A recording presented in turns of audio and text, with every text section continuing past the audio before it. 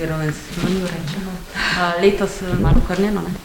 Ja, letos malo, mislim, kar precej okrnjeno, dejansko nimamo še podatkov, ali bomo lahko postavili stojnice z različno obrtjo, tako da čakamo še vedno dogovore z Zavod za turizem in kulturo, čaka z strani upravne enote.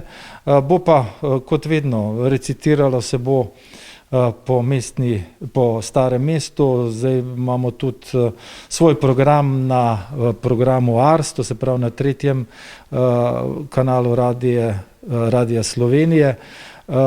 Poleg tega pa seveda vabimo vse te naše ustanove od mestnega gledališča do galerij, da naj pač ljudje si vzamejo čas in 8. februarja.